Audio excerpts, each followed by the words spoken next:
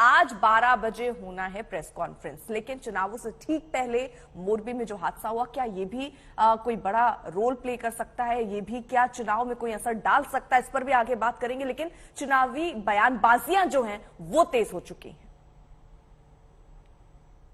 जो सारे तथ्य निकल के आ रहे हैं वो ये कि ये एक बहुत बहुत बहुत बड़े भ्रष्टाचार का मामला है, जिसको अब दबाने की कोशिश की जा रही है।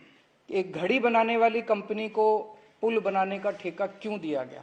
पहला प्रश्न तो यही उठता है। नंबर 2, उसको बिना टेंडर किए पुल रख रखाव का, मतलब मेंटेनेंस कह रहे हैं या रिपेयर कह रहे हैं, रिपेयर का ठेका क्यों दिया गया? एफआईआर के अंदर ना तो कंपनी का नाम है, ना कंपनी के मालिक का नाम है। तो अभी से अस्पताल की पुताई तो अलग है, लेकिन मामले की पूरी लीपा पोती पे चालू हो गया। छोटी राजनीति करते हैं और किस प्रकार छोटे मन से राजनीति करते हैं। प्रधानमंत्री जी वहां पर खुद चिंता कर रहे हैं, वहां खुद गए हैं, वहां पर जो लोग इंजर्ड हैं, जो लोग हॉस्पिटल में, उनकी चिंता कर रहे हैं, बाकी लोगों के परिवारजनों से मिल रहे हैं, अधिकारियों को सख्त सख्त एक्शन लेने के लिए प्रेरित कर रहे हैं। वो हो रहा है कि सख्त सख्त एक्शन लिया जाए। उसके बावजूद इस प्रकार का बयान दर्शाता है कि किस प्रकार ये छिछोरी और हल्की राजनीति कर रहे हैं। सच्चाई क्या हो तो कल तक मालूम पड़ेगा, और बहुत ही दुखद घटना है। मैं समझता हूँ स्टेट गवर्नमेंट को चाहिए इमीडिएटली इंक्वायरी बिठवा इसकी, किन परिस्थितियों में। अभी ये मैंने सुना नया नया इसकी रिनोवेशन हुआ था पुल का, और क्या कारण है कि अचानक ये गिर गया, इतनी बड़ा हादसा हो गया। तो सरकार को चाहिए कि इमीडिएटली घोषणा करे, निष्पक्ष जांच हो, दोषियों को सजा मिले। अभी तो आज मैं यही कह सकता हूँ। बंगाल के चुनाव के समय पुल गिरा था तो मोदी जी ने कहा था ये एक्ट ऑफ गॉड नहीं है, ये एक्ट ऑफ फ्रॉड है। मोदी जी, अब आप बताइए कि ये एक्ट ऑफ गॉड है कि एक्ट ऑफ फ्रॉड है? और ऐसे कितने एक्ट ऑफ फ्रॉड गुजरात में आपकी सरकार में हुए हैं, भाजपा सरकार में हुए हैं, उस पर तो एक पूरी पुस्तक लिखी जा सकती है। गोपी, आपको क्या लगता है ये मोरबी जो है ये चुनावी मुद्दा बनेगा? क्योंकि इसको लेकर बयानबाजियां तो तेज हैं।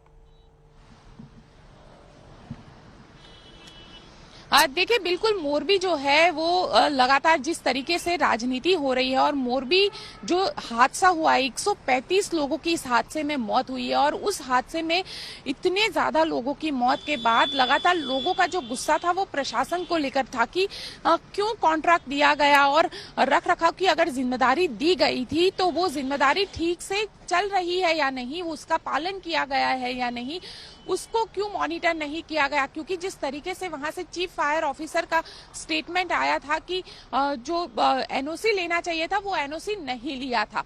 तो अब सवाल यही आ रहा है कि इतना बड़ा हादसा हुआ, 135 जिंदगियां पानी में डूब गई, और क्यों उसके बाद सारी चीजों को लेकर अब ये बातचीत हो रही है। जब 5 दिनों तक ब्रिज खुला हुआ था तब प्रशासन ने कार्यवाही क्यों नहीं की?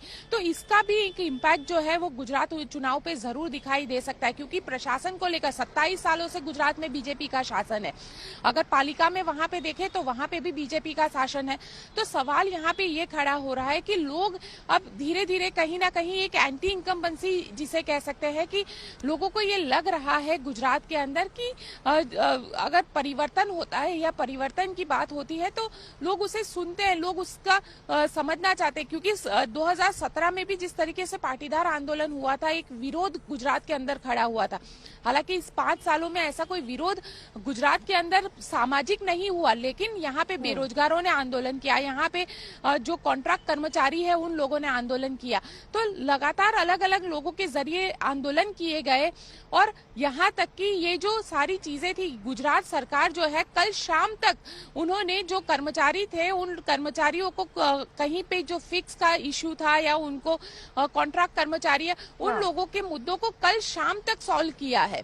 तो अब कहीं ना कहीं गुजरात सरकार जो है उनको भी पता है कि 27 साल की जो एंटी इनकम्बेंसी है उसे अब बीजेपी किस तरीके से उसका जवाब ढूंढेगी, ये भी देखना दिलचस्प होगा। और कहीं ना कहीं आम आदमी पार्टी ने भी मोर्चा बहुत ज्यादा ही खोला है।